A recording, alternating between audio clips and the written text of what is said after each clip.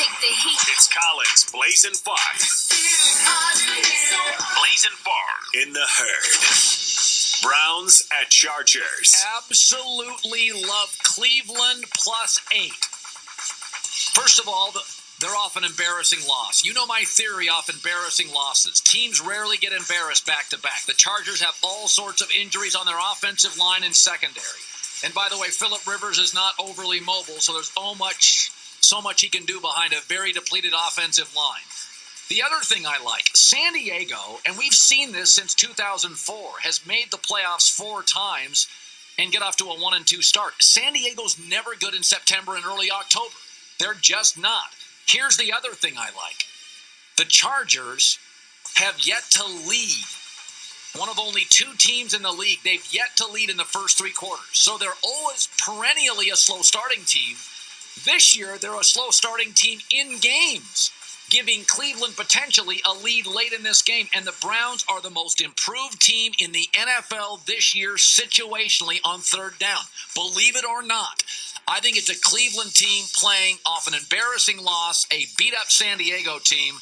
I'm going to take the 8 points all day long. In fact, I'll go Browns with an upset, 27-26. Jaguars at Colts. I'll take the Jags +10. First of all, Andrew Luck is beat up, sparingly used at practice. The other thing is defensively, the Colts are in trouble as well. Secondary issues. They've given up 27 points a game, and that's to Tyrod Taylor and Ryan Fitzpatrick.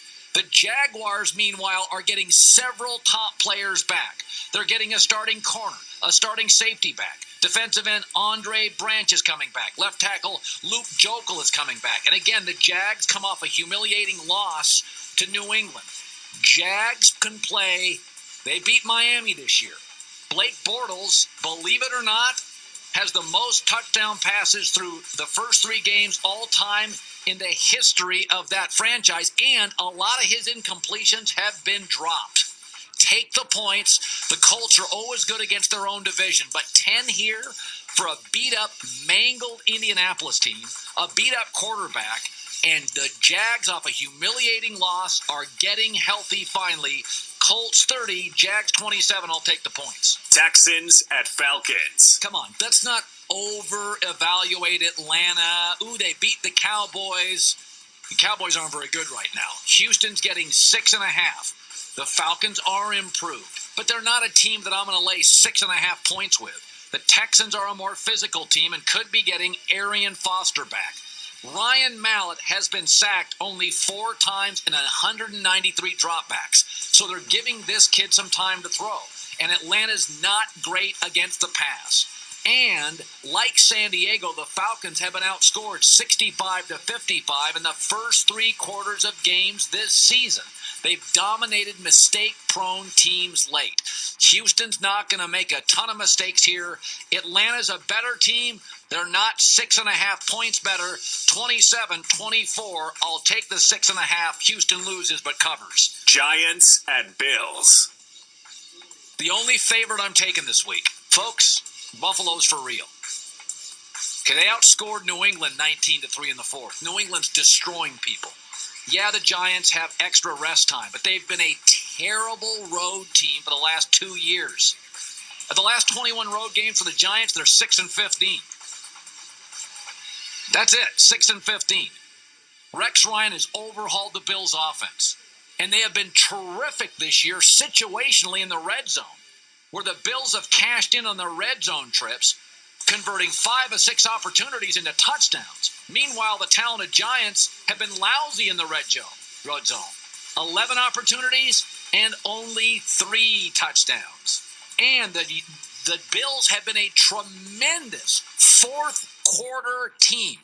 The Giants have surrendered the most points in the NFL in the 4th quarter.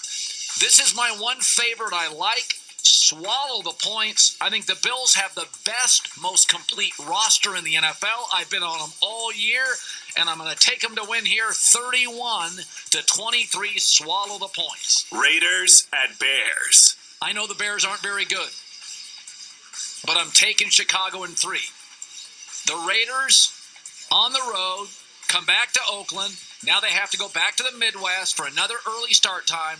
This is a very young Raider team without a ton of depth. The Bears got humiliated against Seattle. Okay, a lot of people get humiliated by Seattle. The Raiders' defense has given up almost 420 yards per game.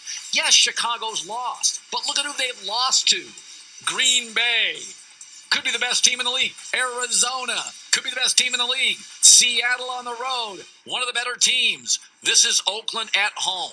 Okay, and I like Derek Carr. But don't go crazy because Derek Carr was good against the Browns. Derek Carr in 2 games against the Browns is completing 63% of his throws, 3 touchdowns, no picks, 321 yards, 2 games over 300 yards. In his other 17 games, he completes 58% of his throws. He's got 23 TDs and 13 picks. And he's 4-13. Okay? So he has lit the Browns up twice. Let's not go crazy on the Raiders yet. Jay Cutler still could play. I am going to take the points and Chicago to win narrowly. 23-21. So I'm taking a lot of dogs. You can play against me on Fox.